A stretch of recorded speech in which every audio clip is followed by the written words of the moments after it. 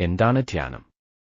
ധ്യാനങ്ങൾ എത്ര തരമുണ്ട്? ചിന്തകളെ കേന്ദ്രീകരിക്കാനും വഴിതിരിച്ചുവിടാനും മനസ്സിനെ പരിശീലിപ്പിക്കുന്ന ഒരു പരിശീലനമാണ് ധ്യാനം. വിശ്രമത്തിനും സമ്മർദ്ദം കുറയ്ക്കുന്നതിനും ആന്തരിക സമാധാനത്തിന്റെയും വ്യക്തതയുടെയും ഒരു ബോധം വളർത്തിയെടുക്കാൻ ഇത് പലപ്പോഴും ഉപയോഗിക്കുന്നു.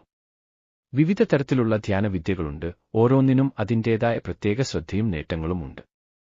ധ്യാനത്തിന്റെ ചില സാധാരണ രീതികളിൽ മനഃപൂർവമായ ധ്യാനം, മാർഗനിർദ്ദേശ ധ്യാനം, സ്നേഹദേ ധ്യാനം, അതീന്ദ്രിയ ധ്യാനം, ബോഡി സ്കാൻ ധ്യാനം എന്നിവ ഉൾപ്പെടുന്നു. ഓരോ തരത്തിലുള്ള ധ്യാനത്തിലും വ്യക്തികളെ മാനസിക വ്യക്തത, വിശ്രമം, സ്വയം അവബോധം എന്നിവ കൈവരിക്കാൻ സഹായിക്കുന്ന വ്യത്യസ്ത രീതികളും സമീപനങ്ങളും ഉൾപ്പെടുന്നു. പതിവായി ധ്യാനം പരിശീലിക്കുന്നതിലൂടെ സമ്മർദ്ദം കുറയ്ക്കുക, മെച്ചപ്പെട്ട ഏകാഗ്രത, വർദ്ധിച്ചുവരുന്ന സ്വയം അവബോധം, മൊത്തത്തിലുള്ള ക്ഷേമം എന്നിവ ഉൾപ്പെടെ നിരവധി ശാരീരികവും വൈകാരികവും മാനസികവുമായ ആരോഗ്യ ആനുകൂല്യങ്ങൾ ലഭിക്കും. നിങ്ങളുമായി ഏറ്റവുമധികം പ്രതിധ്വനിക്കുന്നതും നിങ്ങളുടെ വ്യക്തിഗത മുൻഗണനകൾക്കും ലക്ഷ്യങ്ങൾക്കും അനുയോജ്യമായതുമായ ധ്യാനം കണ്ടെത്തുന്നതിന് വ്യത്യസ്ത തരം ധ്യാനങ്ങൾ പര്യവേക്ഷണം ചെയ്യേണ്ടത് പ്രധാനമാണ്. 1. മനഃപൂർവമായ ധ്യാനം, ഘടകയത് മൈൻഡ്ഫുൾനെസ് ധ്യാനം എന്നത് നിങ്ങളുടെ മനസ്സിനെ ഇപ്പോഴത്തെ നിമിഷത്തിൽ കേന്ദ്രീകരിക്കുന്നത് ഉൾപ്പെടുന്ന ഒരു പരിശീലനമാണ്. അവബോധം വളർത്തുക, സമ്മർദ്ദം കുറയ്ക്കുക, വൈകാരിക നിയന്ത്രണം വർദ്ധിപ്പിക്കുക, മൊത്തത്തിലുള്ള ക്ഷേമം പ്രോത്സാഹിപ്പിക്കുക എന്നിവയാണ് മൈൻഡ്ഫുൾനെസ് ധ്യാനത്തിന്റെ ലക്ഷ്യം. 2.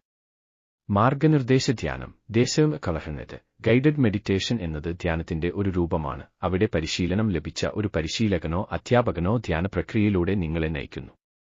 ഇത് നേരിട്ടോ റെക്കോർഡ് ചെയ്ത ഓഡിയോ അല്ലെങ്കിൽ വീഡിയോ സെഷനുകളിലൂടെയോ ചെയ്യാം. നിങ്ങളുടെ ചിന്തകളിൽ ശ്രദ്ധ കേന്ദ്രീകരിക്കാനും മനസ്സിന് വിശ്രമം നൽകാനും മനസാന്നിധ്യം അല്ലെങ്കിൽ ആന്തരിക സമാധാനം കൈവരിക്കാനും ഗൈഡ് നിങ്ങളെ സഹായിക്കുന്നു.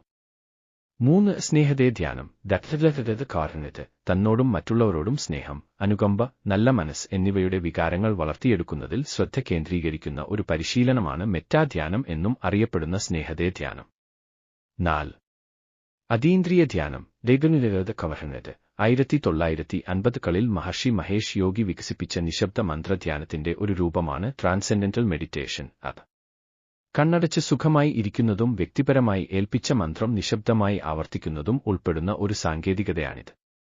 അശ്രദ്ധമായ അവബോധത്തിന്റെ അവസ്ഥയെ പ്രോത്സാഹിപ്പിക്കുന്നതിന് ഈ പരിശീലനം ലക്ഷ്യമിടുന്നു. ഇത് ചിന്തയെ മറികടക്കുന്ന അവസ്ഥയിലേക്ക് മനസ്സിനെ സ്ഥിരപ്പെടുത്താൻ അനുവദിക്കുന്നു. 5. ബോഡി സ്കാൻ ധ്യാനം, ബോഡി സ്കാൻ ധ്യാനം എന്നത് ശരീരത്തിന്റെ വിവിധ ഭാഗങ്ങളിൽ ശ്രദ്ധ കേന്ദ്രീകരിക്കുന്നത് ഉൾപ്പെടുന്ന ഒരു ശ്രദ്ധാപൂർവമായ പരിശീലനമാണ്. സാധാരണയായി കാൽവിരലുകളിൽ നിന്ന് ആരംഭിച്ച് തലയിലേക്ക് നീങ്ങുന്നു. ശാരീരിക സംവേദനങ്ങളെക്കുറിച്ചുള്ള അവബോധം വർദ്ധിപ്പിക്കുക, വിശ്രമം പ്രോത്സാഹിപ്പിക്കുക, വർത്തമാനകാല അവബോധം വളർത്തുക എന്നിവയാണ് ബോഡി സ്കാൻ ധ്യാനത്തിന്റെ ലക്ഷ്യം.